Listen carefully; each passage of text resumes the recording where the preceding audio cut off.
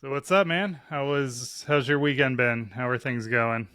Good. Just been watching some Olympic finals.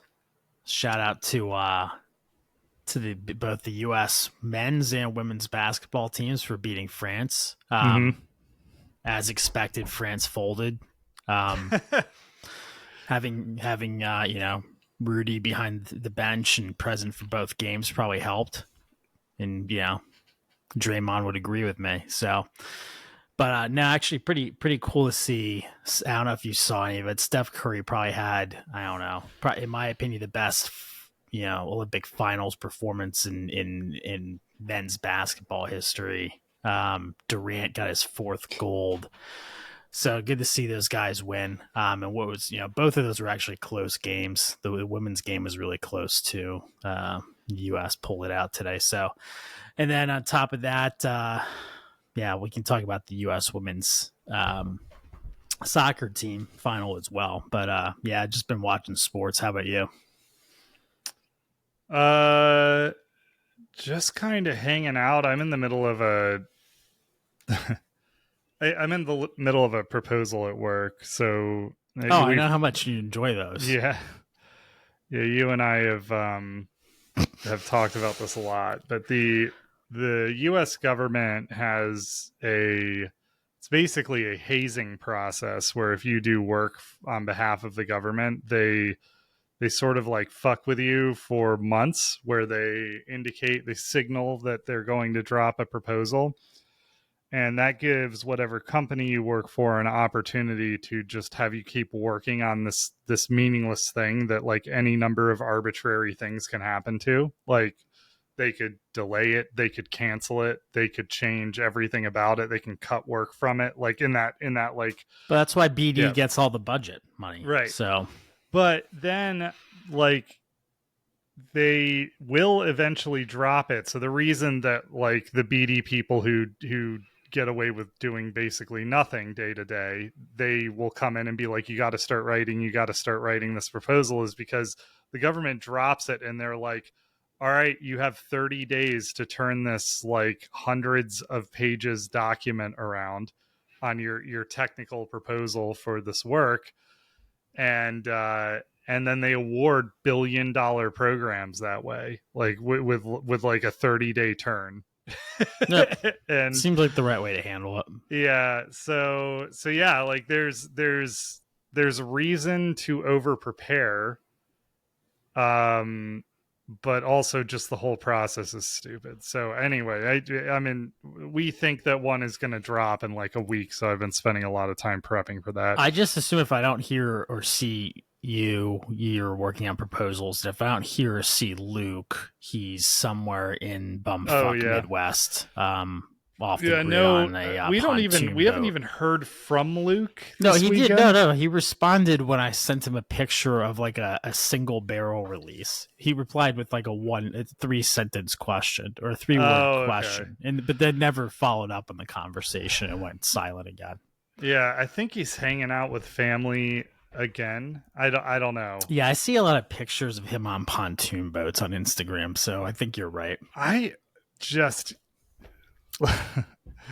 my family listens to this, or at least some subset of it, and I can tell that the listeners think that Luke is fairly unhinged, and I don't know what would give them that impression.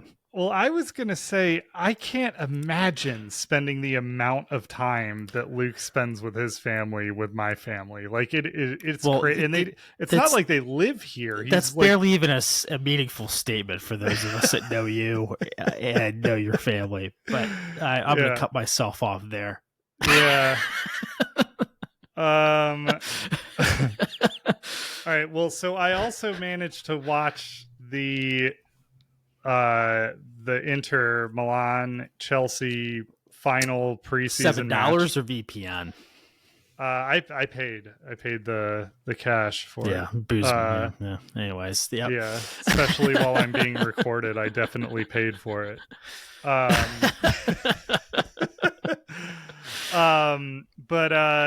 So we could talk about that. I guess we can talk about the Olympics. Some people did some stuff there and got medals, as Derek alluded to.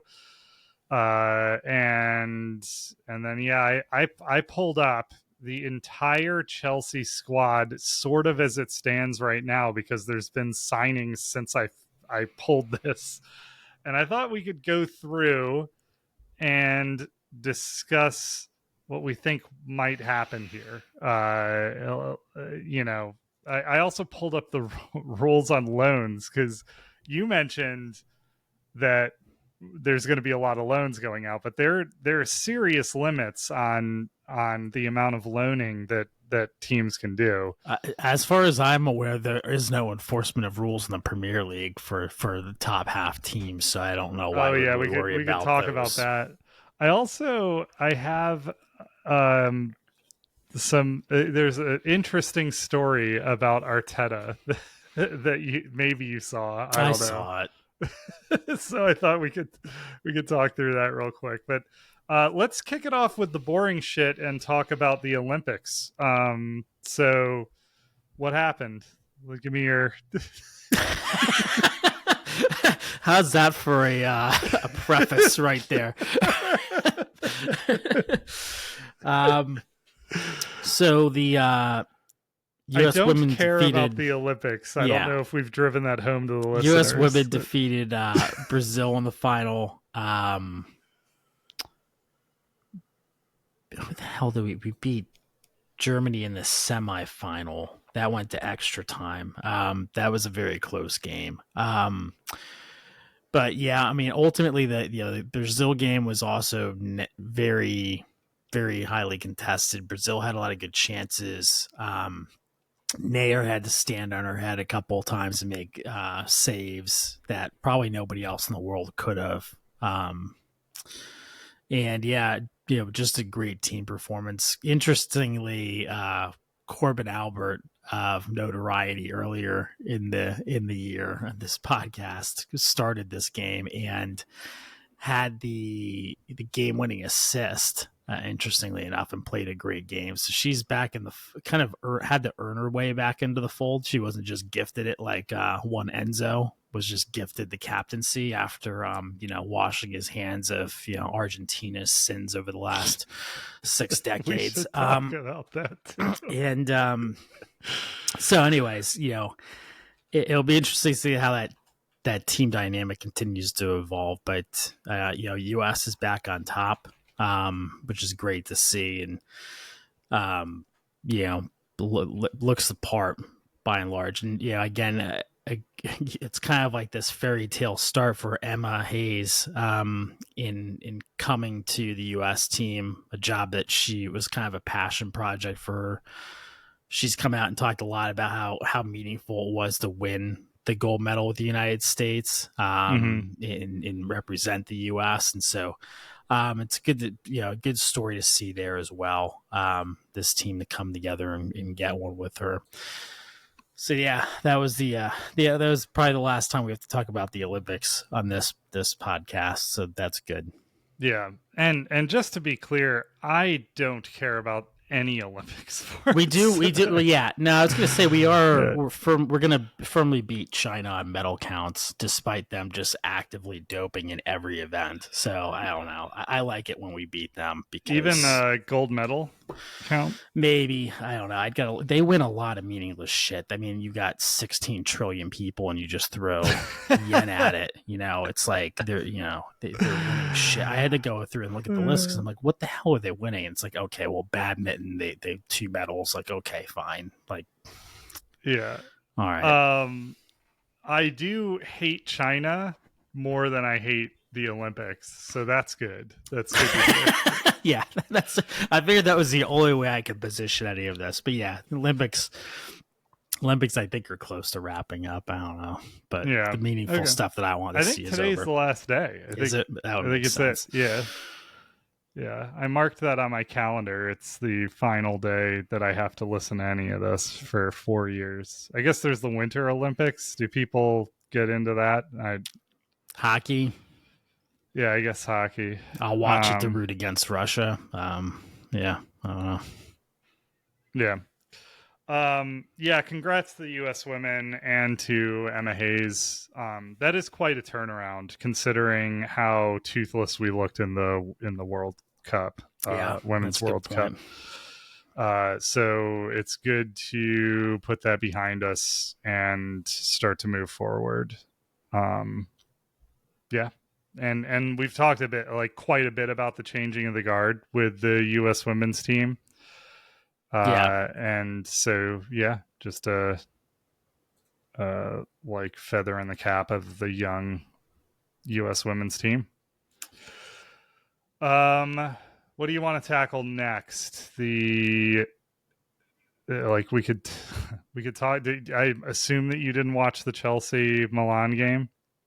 yeah, it was bit too much effort, both in terms of coinage or otherwise, to get into that. I did research this morning, and I was like, all right, well, I Yeah, guess they don't want me watching this. It's not.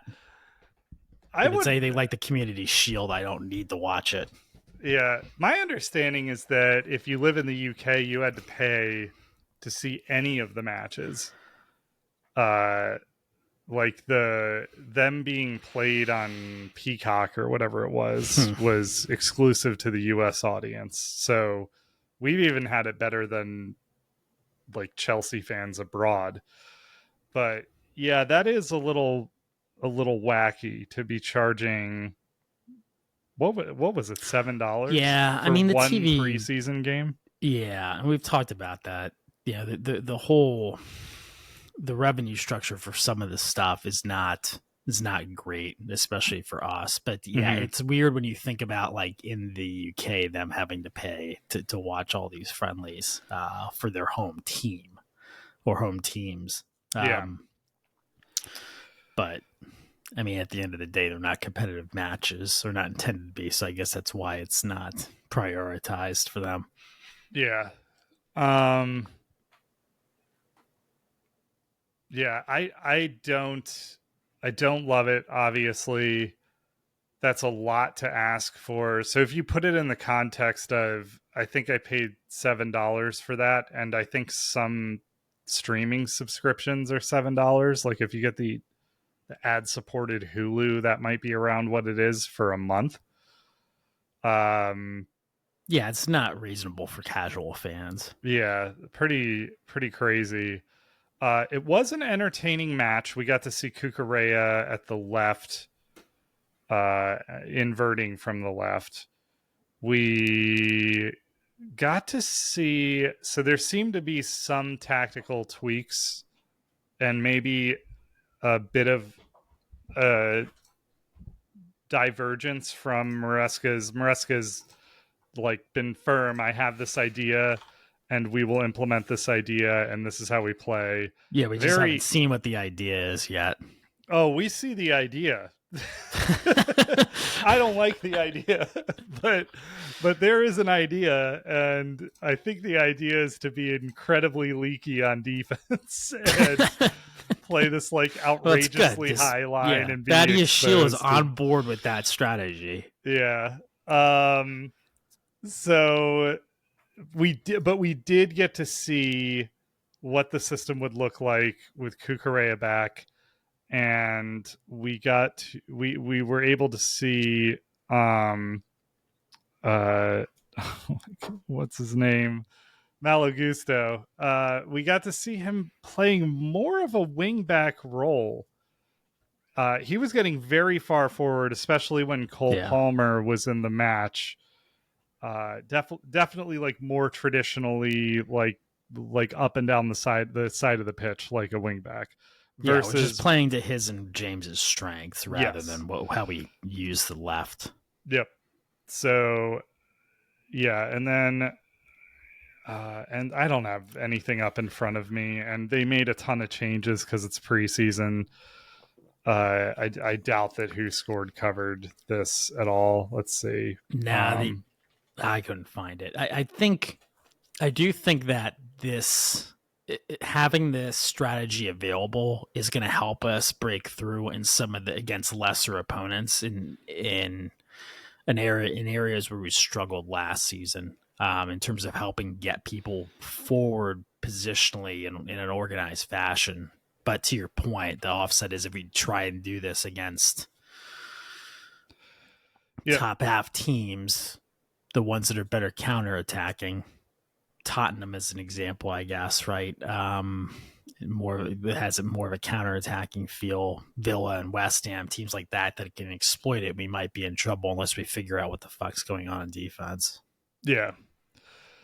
So yeah, it looks like in the 26th minute is when Marcus Thuram just carved right through us and scored a goal. I don't think there was anything Sanchez could have done there. I am terrified that it appears that Sanchez is going to be the starting keeper for us. Jorgensen, maybe one for the future that we're working on. I hope he can come along quickly because Sanchez is not it. And Leslie Ugochukwu came on in like the 80th minute to score in the 90th minute the game tying goal, and he looked very good. I think I read somewhere that he was 3 for 3 on successful dribbles. 3 attempted dribbles, 3 successful dribbles. He looked really good once he was on the pitch. He's had a very good preseason in general. If I were to identify actually 3 players who, out of a very sort of tragic preseason, there were 3 players who stood out. Noni Madueke, Leslie Ugochukwu, who on very limited minutes scored 2 goals and looked, effective in this system, to the point that I don't know, he probably hangs around the first team at this point. And then Mark Guiu, I think is how you say his name, or Mark Guiu. I don't know. I'll figure it out. But he looked really energetic in this game. The way he chases down keepers, it must be the angles he approaches them from and the speed with which he attacks keepers who are on the ball. But he has caught out opposition keepers call it a handful of times this preseason. I mean, he looks great, and I think they signed him for €6 million, and he's not going to play a fucking minute for the team. so I don't know what they. So we can talk about loans. I think that they can make 4 loans. I think is the rule. Well, who's their backup striker then? If he's not going to play, so Nico Jackson. Yeah. Samu Omorodion we signed this week. Did you see that? Omorodion's going to stick around the first team, I guess, huh? Yeah. Oh, yeah. Yeah. They spent what did they spend? 45 million. He's a first team. He hasn't done anything though. I don't know. He is very. I mean, this isn't what anyone wants to hear, but he is a very highly rated. Yeah, that's fine. Player. I guess I need to watch and look into it. His stats didn't look that great, and whatever. No. He takes a lot of shots. But he seems to know how to get into the box, how to receive the ball, and how to get a shot on frame. So, all right, here's the comparison. A lot of people heaped a lot of praise, myself included, on Evan Ferguson this season. And statistically, they're the same age, and Omorodion was on par or better with Ferguson. I mean, I would believe that. Ferguson's fell apart in the second half, but he was injured for. But anyways, I mean, I haven't studied up on the guy, so maybe I guess that makes sense. We spent money on him; he's going to be first choice. Yeah, and then I don't know, man. This Victor Osimhen deal, it seems to me like it's going to happen. It came out today that he is told. I mean, he didn't train with Napoli. Yeah, I mean, he's going somewhere. I would agree. Yeah. So he didn't train with Napoli. They are based their whole plan heading into this season is that they're gonna have Lukaku. Yeah. Lukaku understands Don Conte's system, and they their whole approach has been, we're going to have Osimhen Lukaku. And so a deal has to happen here. Or Yeah, Napoli we're probably is just fucked. trying to bring him down from 105 million is astronomical, right? And maybe it's not unfair, but clearly if nobody else came in hard to bid it, it's above market, right? So I think why we're seeing less I think as the market has gone to extremes, we're seeing, the whole signing transfer cycle getting pushed back a little bit, and less work done early. Yep. Which is interesting in the context of some of the deals that have materialized very quickly and out of thin air that we'll talk about too. Mm-hmm. Yeah. So we got to see, I think you're talking about Pedro Neto. Yeah, that's one of them. Yep.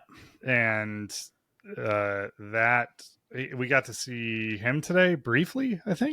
He played in that game, huh? Yeah, I thought so. Let's see. Following the acquisition of... I don't see him on the... Maybe not. I don't see him. He was there. Sorry. No. That's what they did a welcome to Stamford Bridge. He passed his physical yesterday, right? Yeah. Yep. So, yeah. Anyway, to wrap up this match, looked much better from Chelsea. I would say that they both of these teams are heading into their season. We got to see players on the pitch that we had, Cole Palmer looked so good, and Cuckoo had an overhead kick that deserved to go. He put a bicycle kick on frame, and what's his name? The Swedish keeper that Milan have. Shit. And he had a crazy game. The Milan keeper. Chelsea, putting all my biases aside, they dominated this match. Both teams were at relatively full strength. Obviously, a lot of subs were made. Noni looked okay. Palmer absolutely changed the game, and Cuckoo looks like he's going to have a phenomenal season. He's been another relative bright spot. Well, yeah, it's just such a crowded attacking group. But yeah, I agree. It's clear that he's a baller and he has to be on the field, and I think he's gonna become undroppable in competitive matches. And we're gonna have to figure the fuck out what that lineup looks like. Yeah. I thought Jackson looked good. I think that's the first time we've seen him all preseason, and so a lot more hopeful after this one. It seemed to me, observing things tactically, that Maresca came off of some of his stubbornness about his system in this match, and the team played a lot better for it. That said, we have now experimented with inverting both sides of the pitch. There's a lot of options available to this manager based on what's been drilled in the preseason, and so I guess there's something to be said for that. We'll see. I'm hopeful. I guess we could maybe do it. How do you think we'll fare? So we're heading into next weekend is week one of the as we sit here today, we're 1 week away. So what was the question? How do I feel? How do you feel? And how do you think Chelsea will fare against Man City next weekend? I feel pretty good about this. It's at the Bridge. I feel good about the season, positive about the season. I think it's the beginning's going to be inconsistent because it's figuring out how the pieces fit. Forget about the total number of players on the roster. Just the number making the first choice team is, I think, going to be really difficult to sort out, especially since we're going to see more. We're going to see more transfers in terms of coming and going here shortly. I think City City grows into the season usually. True. So maybe there's an opportunity there to get them early. And they, again, they've had a lot of players that were out playing competitive matches in the Euros, or at least key players. But I'd be pretty surprised if we beat City or even get a tie out of it. I think that there's just too much continuity and ability with that team. That's my sense, at least. I'm going Chelsea 3, City 1. Let's go. Let's do it. Let's hope this doesn't play out the way it did last season, where I'm slamming my head through my desk by like the third week of the season, wondering why I'm here. You're gone. You're gone next week, right? Yeah, I'm gonna have to watch. I'm getting packed to go to Michigan next week, so I'm gonna have to watch that. I don't know, recorded from the. Let's see what time it's. I haven't looked at what time that game's on. Actually, I'm guessing that's a later game, so I might have to watch it recorded. Yeah. Yeah, we'll see. I'm optimistic for this season. The soccer has not been boring, and that was something I was worried about. They are absolutely dominating possession. They're hanging out in the opponent's, third for a lot of the match.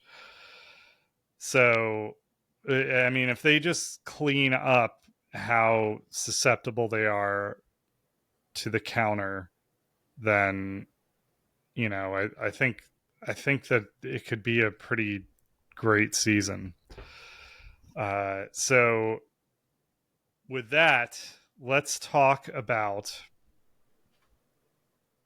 this Chelsea squad. So, keepers. They have Sanchez, Jorgensen, Bettinelli, Petrovic, Arrizabalaga, and Bergstrom. They also have Slanina, is not even on this, and Eddie Beach is not even on this list. Yeah. So Arrizabalaga so he's entering the last year of his deal. The word is that he's waiting on Real Madrid to like an offer from them to materialize. I don't know what happens if nothing comes of that. I don't know how many takers there will be for Arrizabalaga. I also like this to me has the vibe of like they're going to release him. I think there will be a mutual termination or something. We'll see. I thought that would have already happened. Maybe the Chelsea board has waited on that because they thought there were signs that Real Madrid would come forward. But yeah, I don't know. Petrovic, apparently he didn't travel with the team to the US, right? So after becoming, I think that's right, yeah. After becoming the first choice keeper for Chelsea last season, I don't think he even traveled with the team. And that it feels like that's the sort of thing where the relationship here is such that they're going to move him on. They're going to attempt to move him on. Yeah. So that's a mess. There's a few huge messes on this team. I guess one of them is Conor Gallagher is gone, which we hadn't covered here yet, but he is now at Atletico Madrid. We basically did a swap deal for Omorodion. If you think about it, I think it was like roughly the same dollars exchanged on both ends, which allows both of these teams to sort of skirt around PSR, right? Because now you're amortizing the bill out over 5 years. So that leaves Sanchez as probably the first choice keeper and Jorgensen as the second choice keeper. And I really hope Jorgensen ends up being the real deal. But I don't know. Like, our goalie position seems fucking tragic, especially for the amount of money that has been spent on keepers. We'll see. So let's cover, interestingly, our left and right back position, because we have absolute like an embarrassment of riches everywhere except for these positions. So we have Reece James, who I don't know if you saw, he's injured his hamstring again. Yep.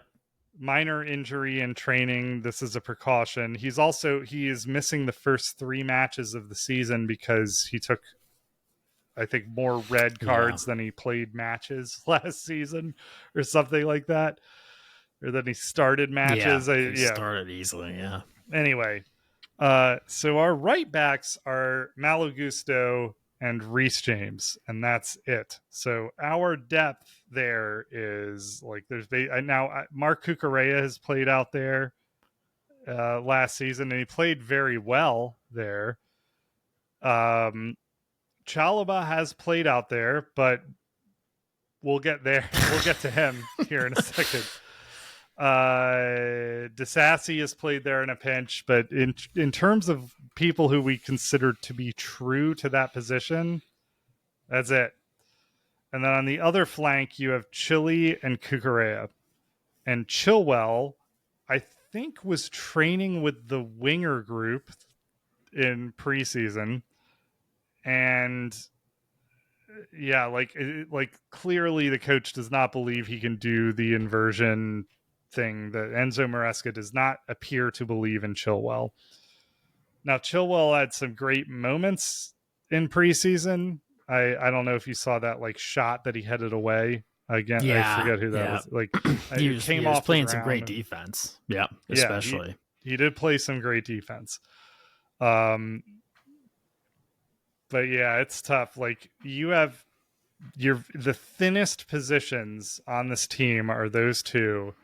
And on top of that, the 2 most injury prone players in the squad are in those positions. It's not good. I get the sense that the I don't know, Maresca's going to be pretty open to playing a 3-back at times to mitigate that if he needs to, and then Caldwell can come out to the left. Yeah, we've seen that. So I think it's like everything else. They've got so many players. They're just like, okay, well we'll move stuff around if we need to. Yeah, I think Renato Vega has also played there, and I think he's more natural in that position than Caldwell is. I did not like Caldwell. Now maybe it'd be different if he's inverting, but he didn't look good as a left wing back, I guess, last season.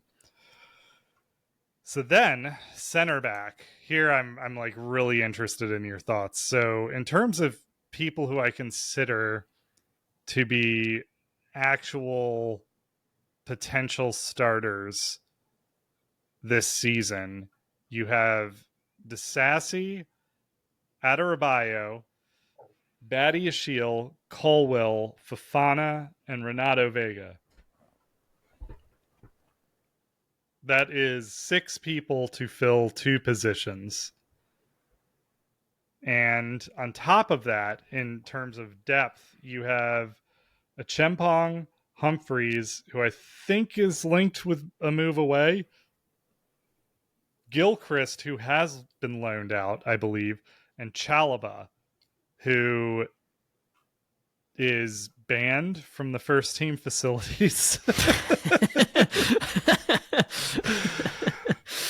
Chalobah hurts, man. Do you remember when he scored that goal when Tuchel was coaching? He scored his first Chelsea goal. The laser from outside the box. Yeah, and just dropped to his knees and pointed at the sky and then just started crying.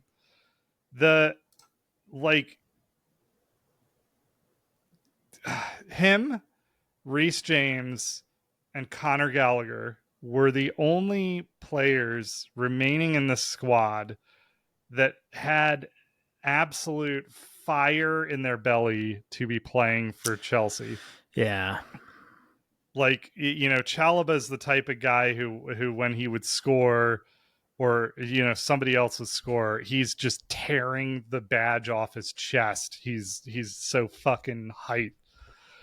to be playing for this team. He's and yeah, it's just the rules, or the financial rules in soccer right now are insane, and they're incentivizing clubs so much to force their youth players, their academy players out the door. Like Chalobah is, what's happening to him is awful, and Well, but I isn't that like of our own doing because we decided to sign 15 other defenders? yes, but those defenders, we can amortize their transfer fee over 5, or in the case of, I think, Badiashile, Yeah, Fofana, and Disasi, because it was before the rules changed, it's out over like 7-8 Yeah. years. So for one Chalobah sale, you can get like 2 or 3 players with the way it goes on the books, and so that's what you're seeing. But one, there are a few issues here. Like another thing to keep in mind is when we register for Europe, and if we ever qualify for the Champions League, we have to register, I think it's 4 club developed players and 8 total players, inclusive of those club developed players who spent like 3 years or more Yeah. under the age of 21 in like playing in a system in the UK. So I mean, in terms of like Chalobah, he's gone. He's clearly just being forced out the door. So you've got Colwill, Reece James, and I think that's it in the first team who are club trained. Broya, who is for sure being sent out, shipped out. So anyway, the point is, it's a disaster. Like, I feel really bad about what's happening to Chalobah. And we didn't lose a game when he played last season. And I think he's better than Disasi. Yeah, I mean that's not a that's a perfectly reasonable case. Yeah, but I think you're right. It comes down to the economics of it and the numbers of it. Yeah.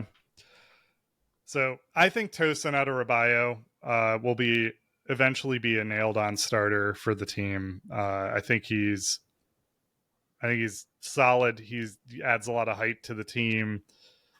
Yeah.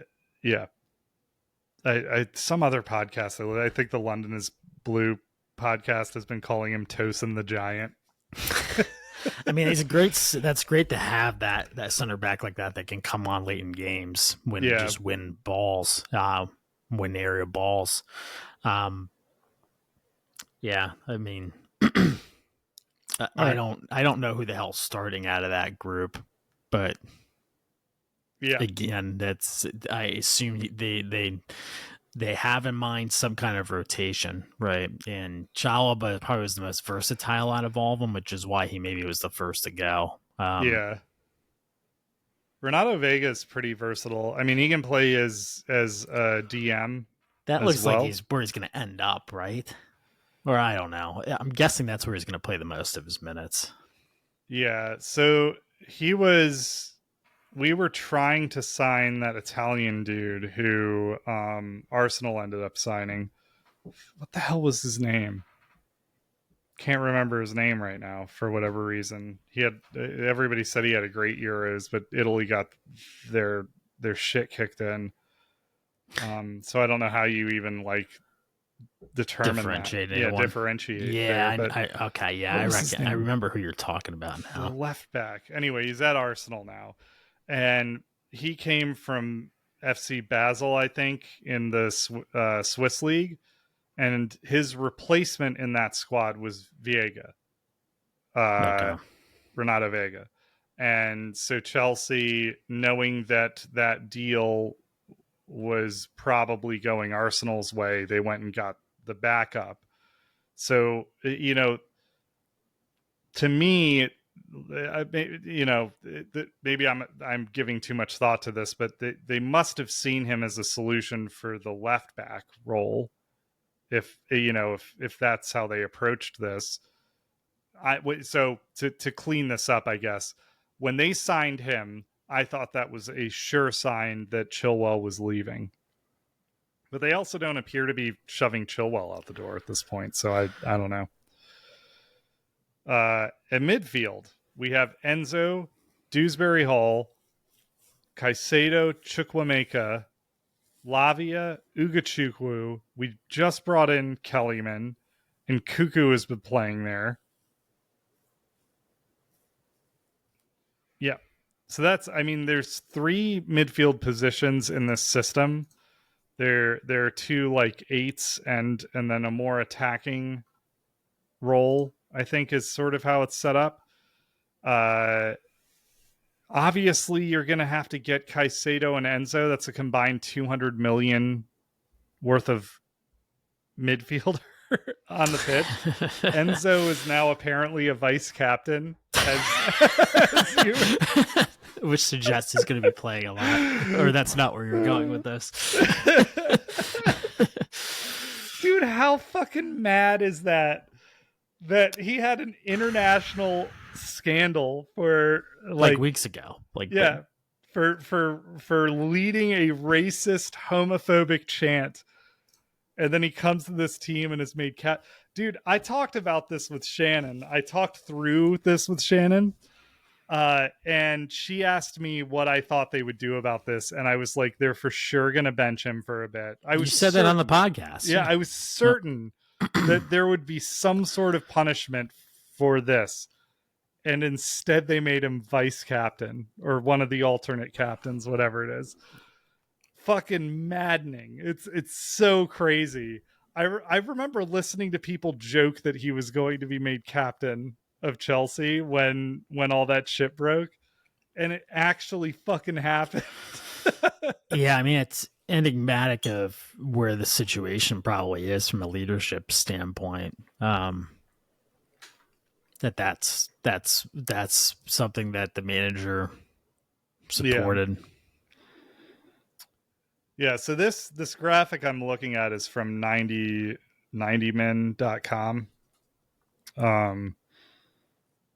They have Mudryk listed as a right winger and Angelo Gabriel listed as a left winger.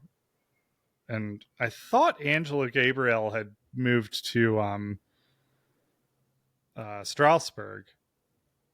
I know that Audrey Santos. I was going to say both of them are going to be playing somewhere else next season. So yeah, Santos went there. Santos, so Cassidy they're for sure going to sell.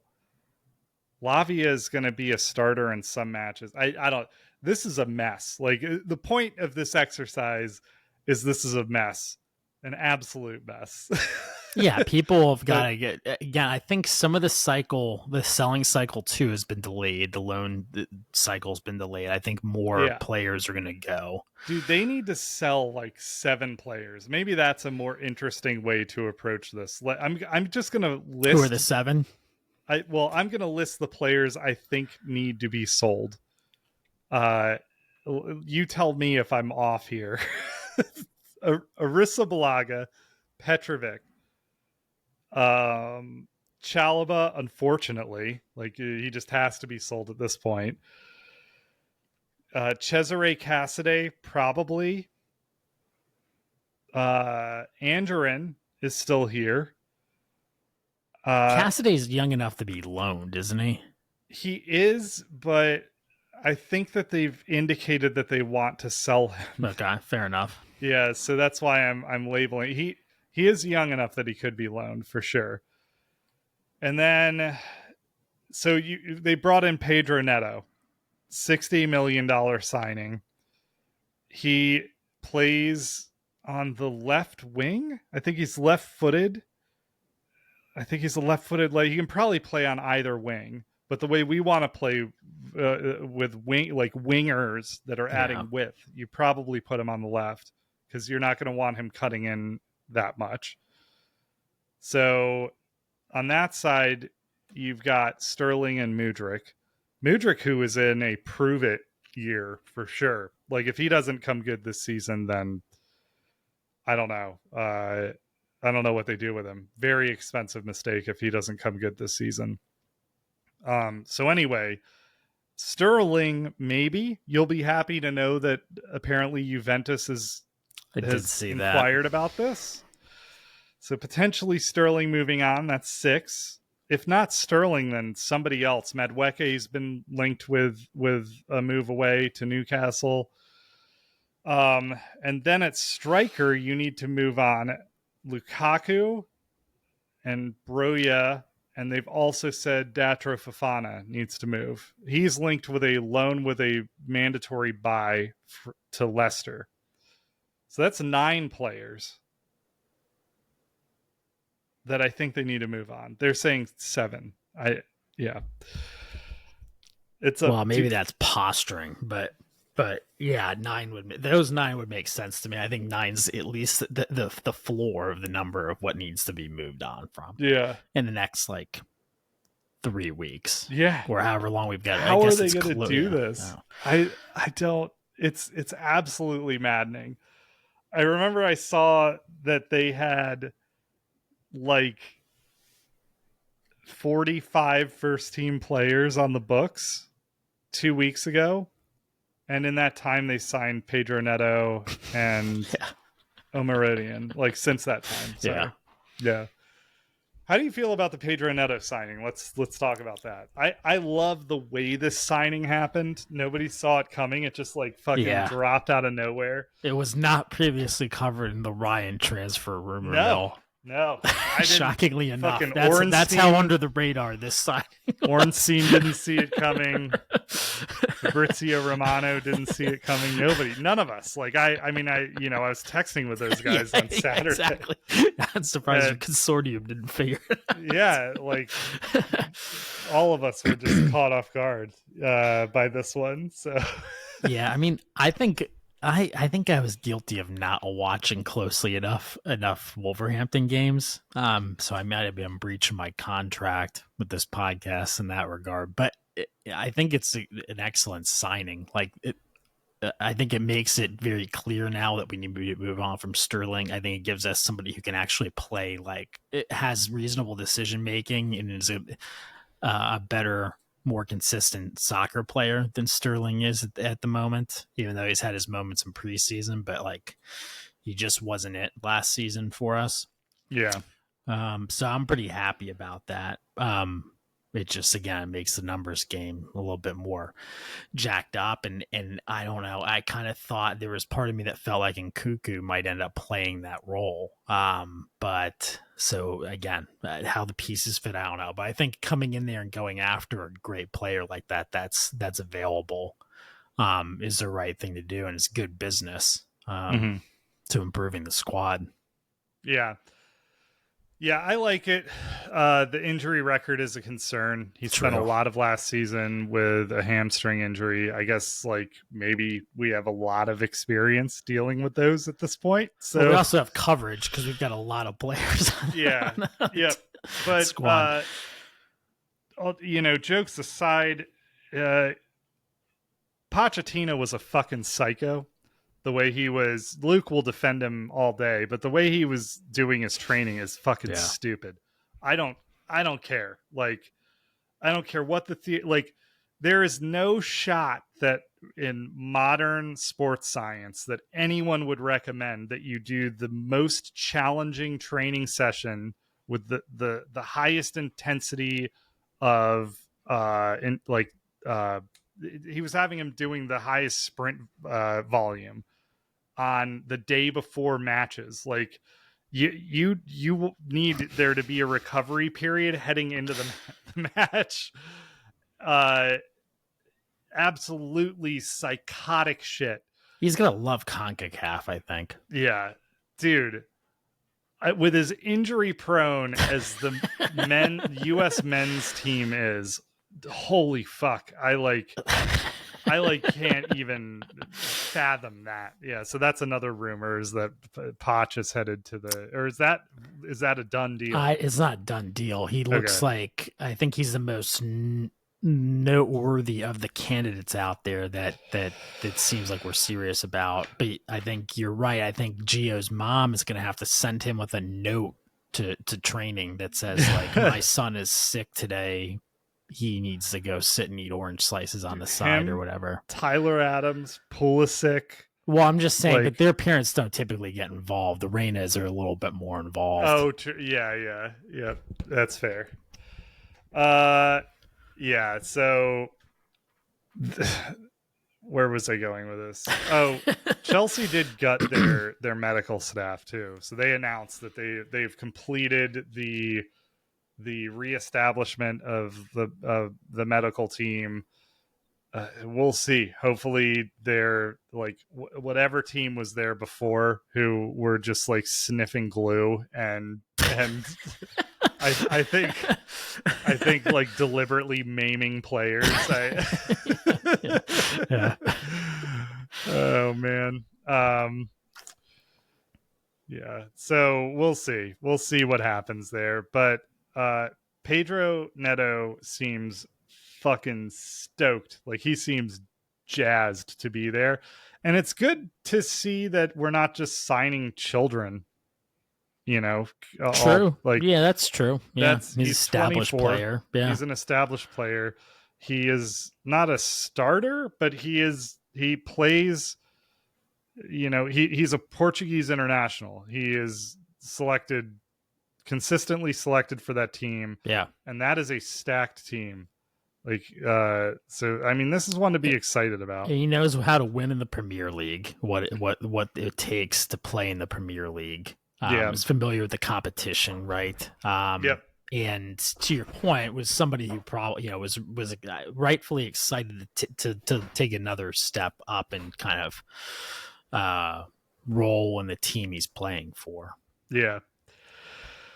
Yeah, so I'm stoked about that. And if like the scouting on Omorodion is accurate, which I mean, it's always a crapshoot, you know. But if it's to be believed, then the idea, like people he's a monster. He's huge. I mean, he fits well if you're a top half team that's going to be able to run possession games, and can play the aerial ball into him, and also can finish with his feet, obviously, right? But can be that body and that presence, kind of like Haaland is for City, right? Yeah. And we've seen like teams like Arsenal run out of ideas at times because they don't have that big body in there, right? So it's a big weapon. I mean, it makes sense. And Atletico, until they signed, what's his name? I mean, that was a big signing, Alvarez from City. They were quoting teams. It was like 75 or 85 million euros for him. Like they thought very highly of him. Yeah. So anyway, this squad is a disaster that needs to be unfucked. I'll be really interested to see how it shapes up this season. I mean, I'm sort of memeing when I say we're going to beat City. I am really concerned. I am not optimistic. I think I don't know if there's a worse way to. I mean, playing the defending champions is always bad, but yeah, I don't know. It's a pretty bad way to open the season. I guess it's better. I'd rather face them than face like Arsenal or Tottenham the first game of the season where we're fucking disorganized. Yeah, I'm just concerned. What are the positives? So, I guess these players, the core players, are more familiar with each other now. Yeah, I mean, there's a returning core, right? And there's a lot of pieces you can move in and out, and we're healthier at the moment. So, yeah, I mean, we'll see. But its ceiling is theoretically much higher. Yeah, but then new coach, new system, tons of new players. Yeah, I don't know. I'm really worried. I'm so worried going into the season. I was way more optimistic going into last season. And I don't want to suffer through another one of those, man. I just don't. I can't come here. Well, I guess the good news is that Luke never fucking shows up anymore. So we're gonna sweep those scrubs anyway, so that's fine. Yeah. I wouldn't worry. If that's what's gonna keep you up at night, don't worry about that. Who did they pick? They picked up Solanke, right? Yeah, we should talk about that. Yeah, I mean, you called this. You called this like at the end of last season, I think. Did I really? I'm almost certain that on this podcast, I named two. I might have named him and like Ollie Watkins as good candidates. For Tottenham. I'm pretty sure you named him as like your top pick for Tottenham. Yeah. I mean, I definitely lauded him. And I think this is a great signing. I think it's good business for them. I hate to see it. And the good news keeps coming for them. Richarlison has decided to not go to Saudi. How is that good? Good news for us, right? Yeah. Or Tottenham fans who think Richarlison is part of the solution, like Luke. I don't know. They did. They kept Timo Werner too, right? I think I'm pretty sure they did. I think they did another loan for Timbo. Yeah. I don't understand that team. I wish Luke was here to talk about it. I get that Bergstrom might be good, and I think Archie Gray is gonna be really good. I really think I think Luke is higher on Bergstrom. Am I saying Bergstrom? Bergvall? Bergstrom is the keeper for Chelsea. I wasn't sure. You're I don't. It's the guy Luke talked about. Bergvall. I think it's Bergvall. He's sweet, like a Swedish. Yeah, Lucas Bergvall. Swedish midfielder. Luke is very high on Bergvall. I think Archie Gray was the bigger grab for them. Let's look up Tottenham transfers. Yeah, hopefully Luke is here next week because you're not going to be around. Otherwise, everybody's going to get even more of a monologue from me than this was. Just transfer rumors. Yeah, just an hour of them. Yep. So. Interesting. Eric Dyer was a loan to Bayern. It says end of loan. So, all right. Did he go there for free, or maybe there must have been an obligation to buy or something? He's only 30. Is that? I don't know how that ended up playing out. On transfer marks, Dyer is listed as English and Portuguese. Maybe because he was never called up. Huh. He just like couldn't look less Portuguese to me. I don't know. Anyway, let's see. They had like Ndombele, looks like went to Galatasaray permanently. Perisic is gone. So they had a couple of outgoings.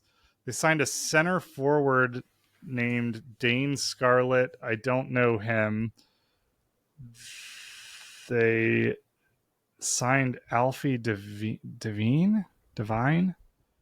And then they signed, I'm not even going to try it. They signed this dude, South Korean winger, who I think for 4 million euros, who people believe has a very high ceiling.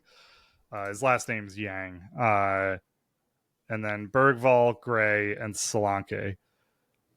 Solanke they paid 66.5 million for. That's a big fee. For a 26-year-old. I mean, he was very good last season. So yeah, I mean they've kind of broken bucked their trend against everything we talked about, making fun of them not spending last season, right? I mean, they basically just bought a few players this season without really moving on from a lot. They've spent 121 million 1.75 million euros. This transfer market, apparently, yeah. So wow, Dominic was 70 almost, but yeah. So I mean, I think just those two signings, RG Gray and Solanke, make them should be big improvements for them. But a squad that was already played very well the bulk of the campaign, right? So yeah, another thing to be concerned about for. Dude, have you seen West Ham? Yeah, West Ham looks loaded. I think my hope is that they end up being like the overhyped disappointment this season, that's like all Forest we was. for. Yeah, but yeah, I mean they look like I wouldn't want to walk down the block and run into their starting 11. They've got a lot of fucking people that can bring the hammer. Let's see. So they brought in Kilman this week. I missed that. Or yeah. Fulkrug, Somerville.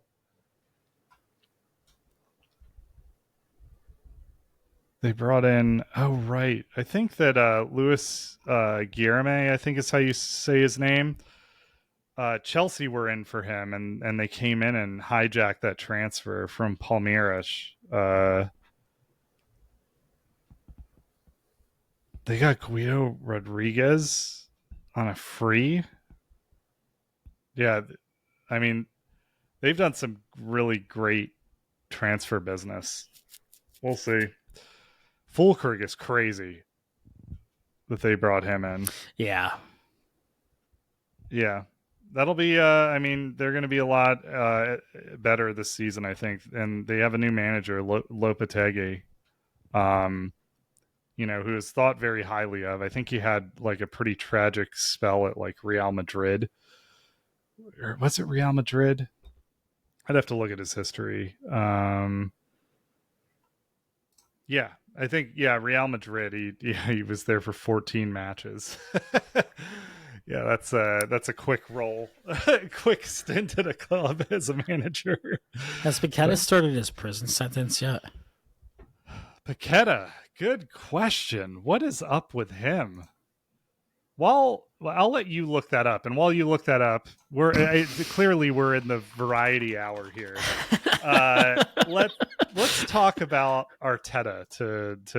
Was there anything else you wanted to discuss this episode? Did you have anything written down?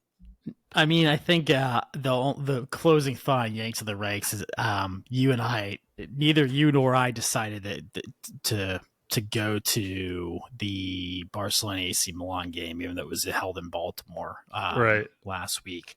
I looked at tickets like the day of, and they were still selling for like $100 or more. I couldn't for like believe good seats. That the price on that didn't drop. It's just it's scarcity of product, and then to me, I think a lot of it's just price gouging by the organizers. They'd rather have the seats empty and sell stuff for hundreds of dollars, and I don't know. I'm just not going to play that game for a non-competitive match.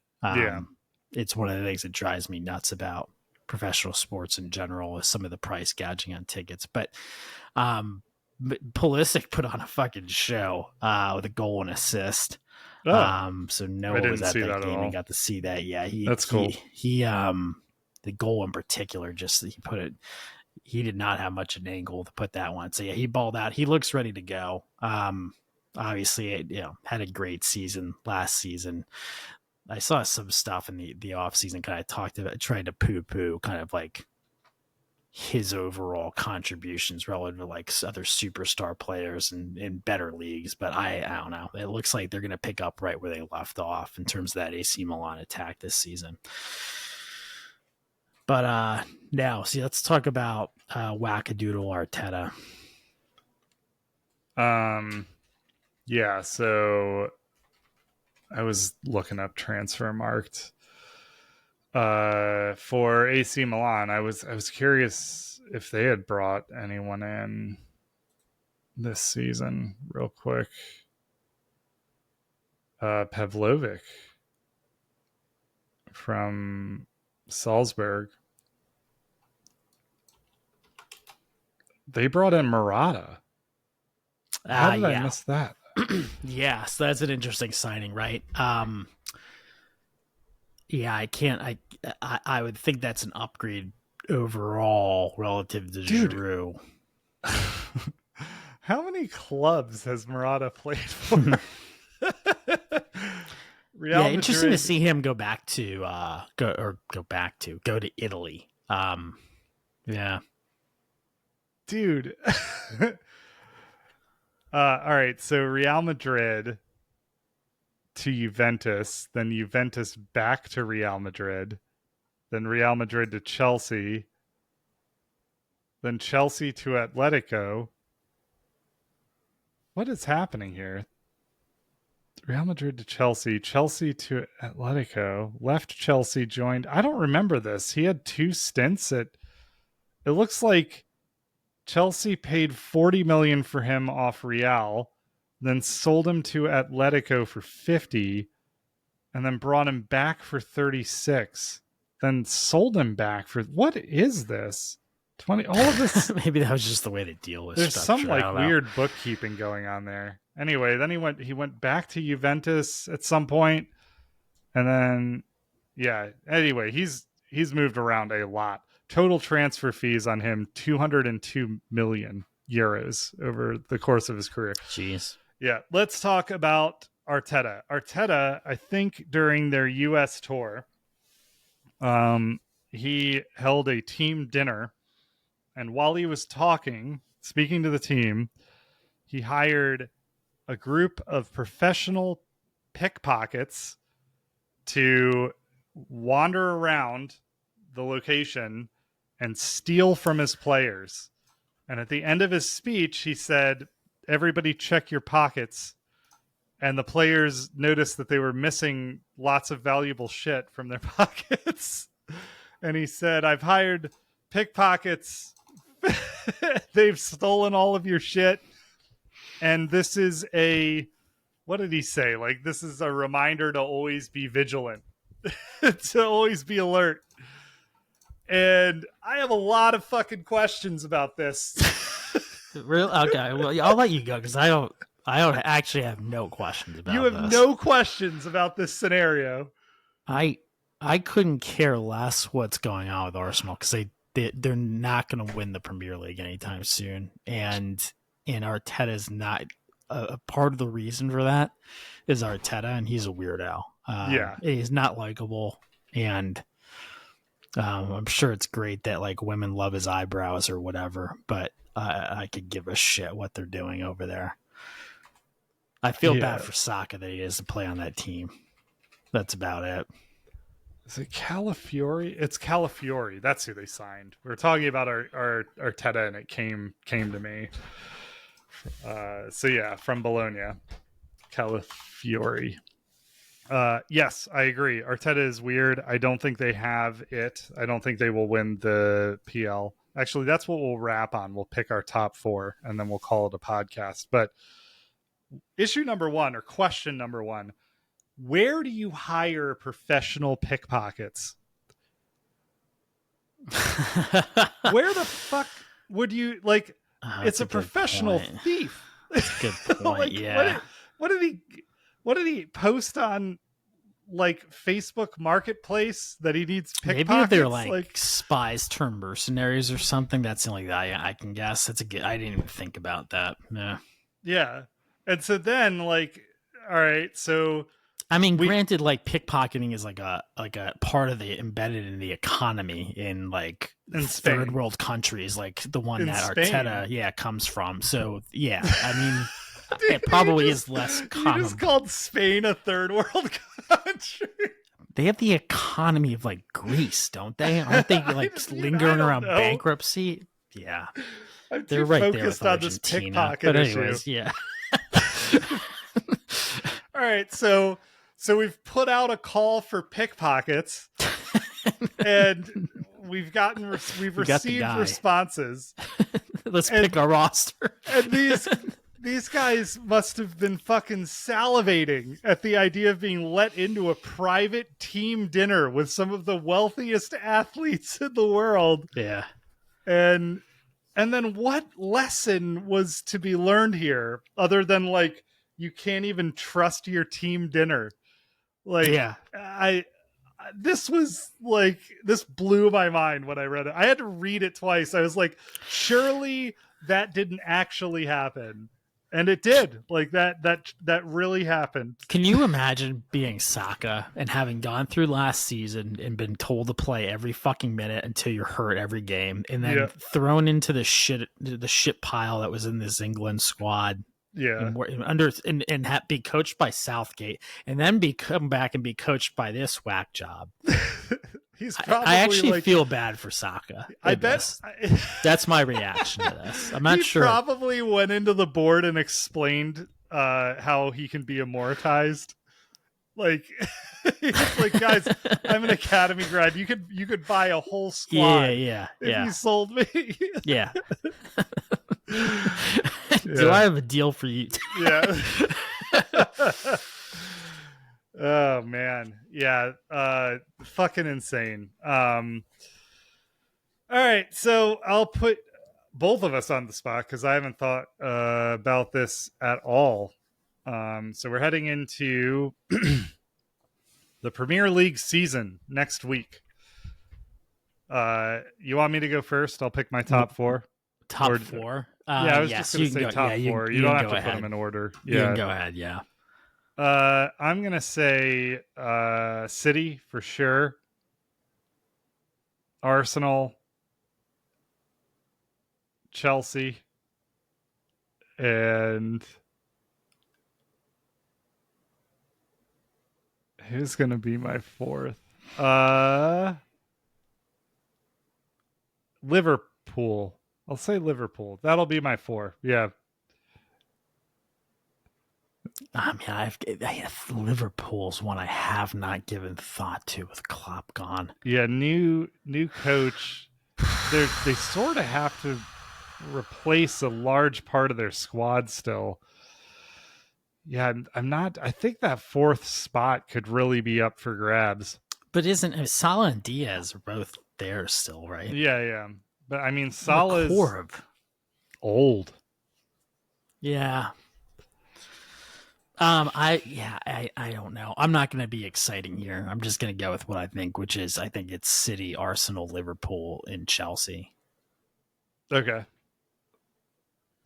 Do you think Man United qualifies for Europe? Where do you think they land? What was the cutoff this season for Europe? I think 8th. Because maybe it's 6th. Do we get 2? I think they do. I think it's 2 berths to Europe. And now that they've started playing their younger players like Mano and stuff, I think they're going to be okay. And they'll have Højlund in the mix and cemented there. He's injured for like 2 months. He's out for 2 months. I thought with a hamstring injury. I thought I saw it. I guess I didn't watch him. Yeah, he didn't. I guess he must not have played yesterday. Then shows you how much I paid attention to the Community Shield. But yeah, I mean, I don't think it'll be insurmountable to get into the top 8. But I could see them not being top 6 pretty easily, depending on how things go. Yeah. Sorry, I'm trying to find. I did find that apparently it looks like the Paqueta situation is the one expected to play out maybe the entire rest of the season. So he's expected to play. Okay. Which is great news for West Ham. Højlund's out for 6 weeks. Why that court case is going to take so long, unless because it's an actual, I guess maybe because it's in the actual courts. I guess I should know this. I don't know. Yeah. Lenny Yoro out for 3 months. Højlund 6 weeks. So, yep. All right. Yeah. I don't know why that stuff isn't prosecuted by like the judiciary in the UK, unless, yeah, I don't know. I have no clue. But that is probably a pod. Yep. There's been a decent amount of chatter on the Discord. Please join the Discord if you're interested in that. There's a link in the podcast description, and things are livening up. What's things that? are livening up on yeah, Discord. Yeah, they definitely are. So yeah, come join us there. We're having a lot of fun. Like and subscribe, leave a review, or dislike it. I don't fucking care. Whatever you want to do. Just interact with this shit. We'll catch you guys next week with actual PL action. No more Olympics. Yeah. Bye, everyone.